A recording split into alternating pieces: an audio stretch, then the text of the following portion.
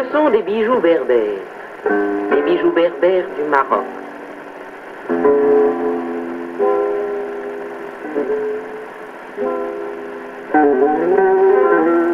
Le pays berbère au Maroc, c'est avant tout la montagne.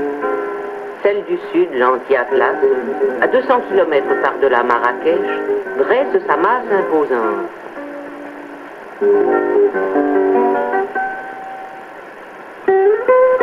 C'est là que vivent les Berbères connus sous le nom de Chleux.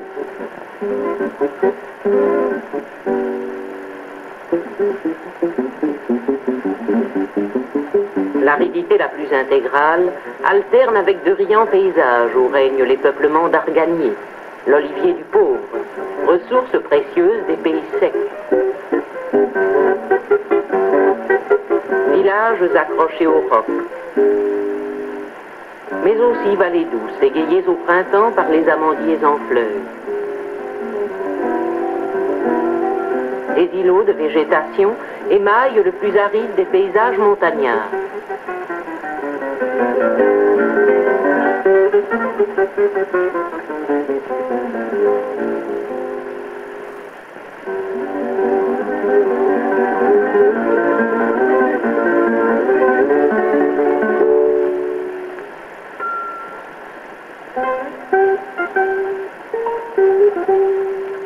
Au cœur de l'Anti-Atlas, un village perché au sommet d'un col, Tizi Mouchioun, le col du chat. 1800 mètres d'altitude, été torride, hiver dur. Pourtant, dès février, les amandiers piquent dans le paysage sévère la note gaie de leurs bouquets blancs et roses.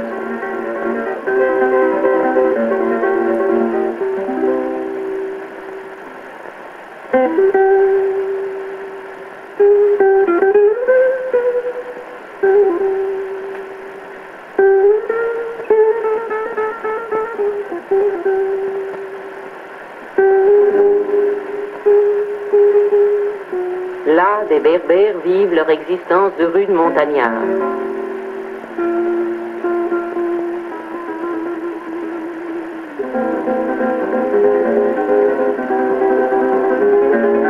Mais qui penserait que les frustes paysans de Tizi Mouchioun sont aussi des artistes.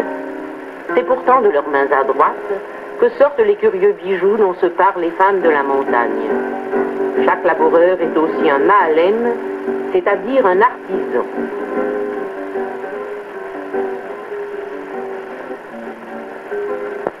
Chaque maison du village abrite une échoppe, où le travail des champs accompli, l'artisan retrouve avec bonheur ses outils, sa besogne minutieuse, patiente, conservant vivantes des traditions séculaires.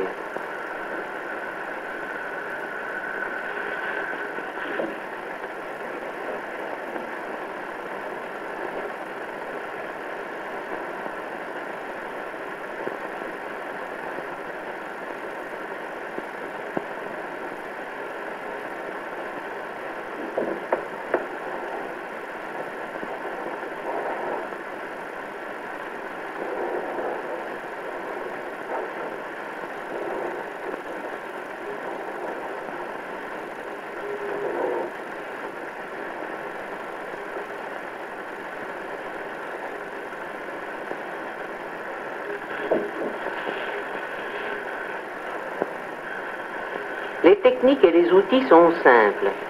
C'est pourtant avec ces moyens rudimentaires que l'artisan produit toute une variété de bijoux, rustiques certes, mais non sans charme. Ici, les bijoux sont fabriqués à la commande. C'est l'épargne familiale, les vieux douros d'argent qui, amassés un à un, fournissent la matière de la parure. Les Berbères ignorent les bijoux d'or. Lorsqu'on a épargné le poids nécessaire aux bijoux désirés, on se rend chez le mahalem.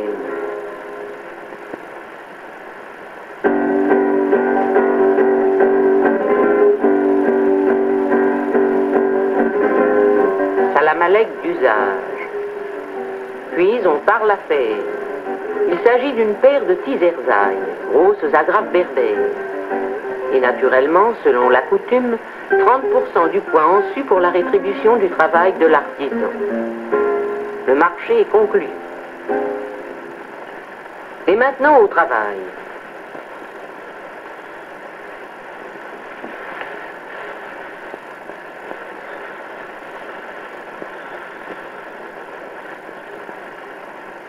Voilà l'argent des pièces fondues.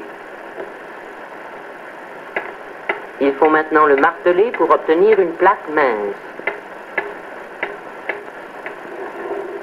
On découpe la forme au gabarit. Et la gravure s'obtient au burin.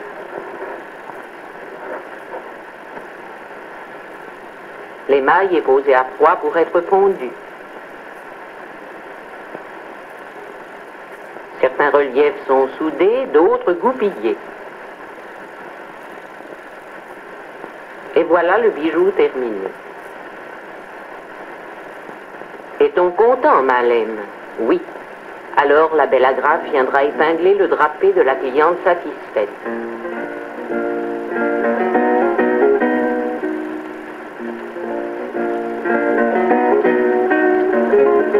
Ainsi sont fabriqués chez les berbères du sud marocain, notamment dans le groupe des Idaous Semlal, dont Tizi Mouchoun fait partie, des parures d'argent qui, d'une tribu à l'autre, varient dans leur forme et dans leur décor.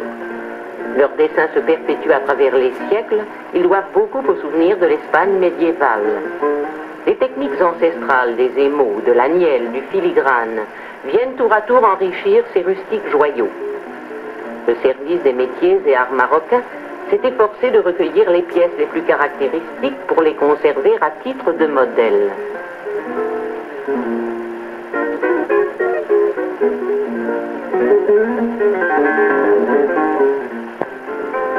Mais la traditionnelle fabrication à la commande se double pour les artisans de Tizi Mouchoun d'une autre activité, l'exportation.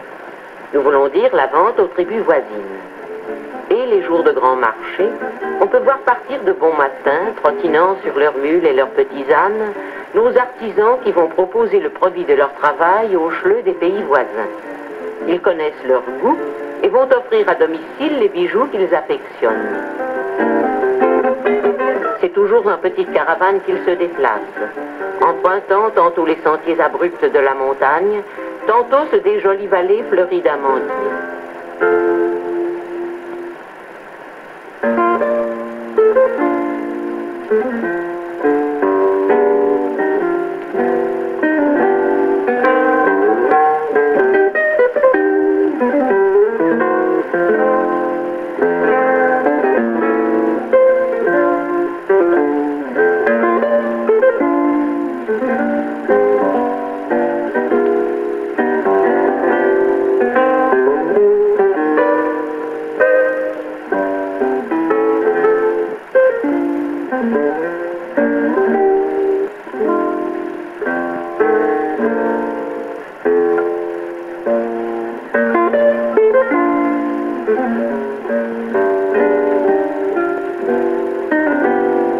Nos artisans couvrent ainsi de très longues distances à travers la montagne, côtoyant au cours de leur pittoresque randonnée tout le peuple des marchands et chalands qui se rendent au souk.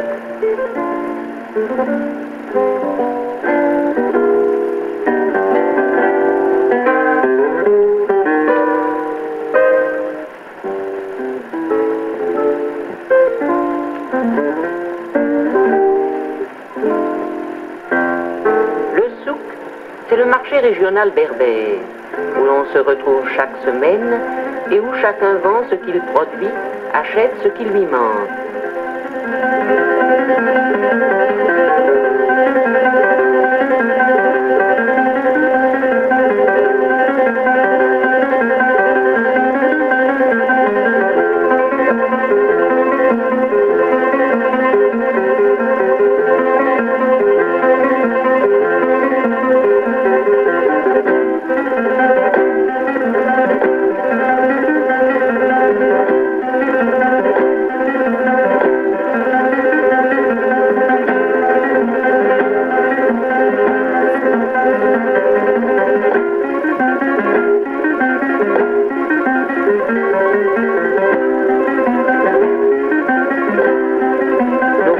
Installent à même le sol d'ingénieux étalages où brillent les joyaux d'argent qui tenteront l'acheteur.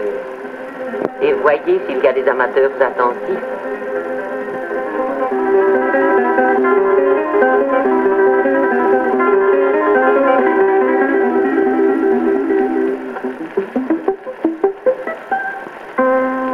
On peut affirmer que la plus coquette des femmes chleux est celle de la tribu des Ameulnes, au centre de l'Anti-Atlas. C'est aussi la plus craintivement prude, la plus secrète. Un homme apparaît-il au détour du sentier, c'est une volte-face immédiate.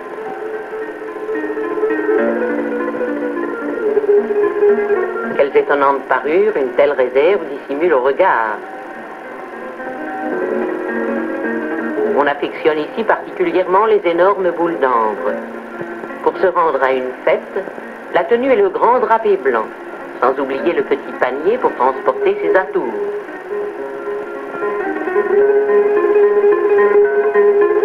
Dans la même tribu, subsistent encore quelques éléments de population juive. Le petit village de Taalla abrite, lui, les descendants des groupes chassés d'Espagne à la fin du XVIe siècle lors de la reconquête chrétienne. On ne saurait s'étonner de retrouver en ces joyaux le souvenir de l'Espagne andalouse. La perruque d'argent chez la femme mariée juive dissimule les cheveux coupés courts.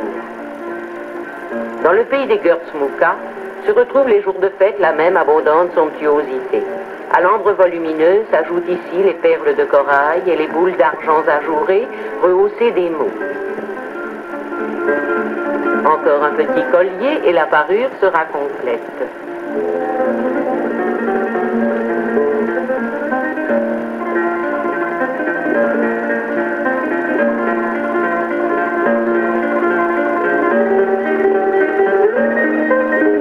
Et toujours le voile pudique, voile blanc des Gurzmuka. Voile noir du Tazerwalt qui laisse deviner un visage curieusement mongoloïde.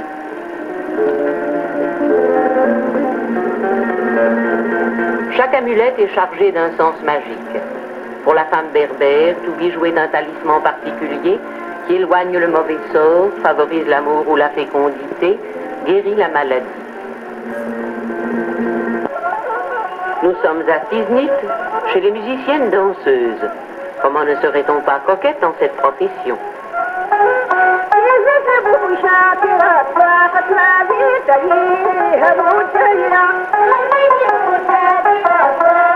Ici, les bijoux caractéristiques sont les tizerzaï, immenses fibules triangulaires qui agrafent le drapé noir sur la poitrine.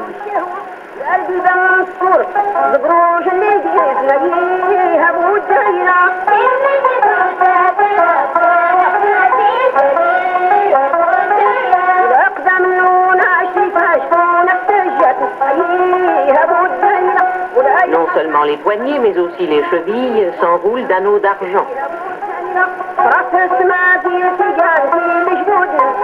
Et le petit lotar, sorte de banjo berbère, est aussi un bijou. C'est bien entendu au cours des réjouissances que triomphe au village la coquetterie berbère, surtout dans les tribus nombreuses où la tradition n'interdit pas aux hommes l'approche de la société féminine. Ces femmes des Idaoutanantes, elles aussi sont coquettes et excellentes danseuses. Mais dans ces tribus prudes, les hommes ne se mêlent pas aux femmes pour la danse.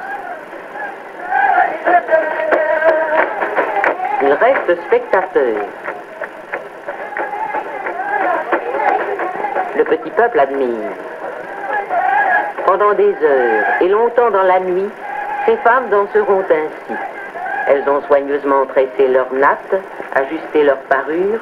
Les bijoux barbares rehaussent leur charme un peu sauvage et leur pouvoir de séduction s'exerce sur les yeux et sur les âmes.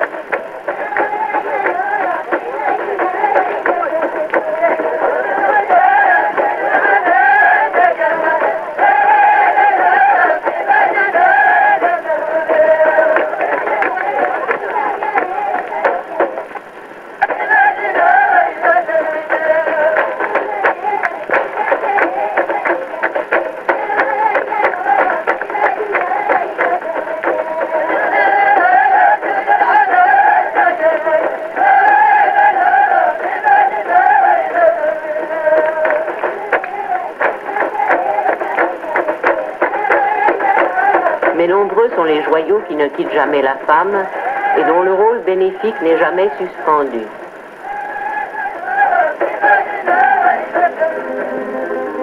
Ainsi, les symboliques anneaux demeurent à son bras des compagnons fidèles. Ces beaux bijoux d'argent qui continuent à égayer les heures de la rude existence de la paysanne berbère. Les heures de labeur comme les heures de joie.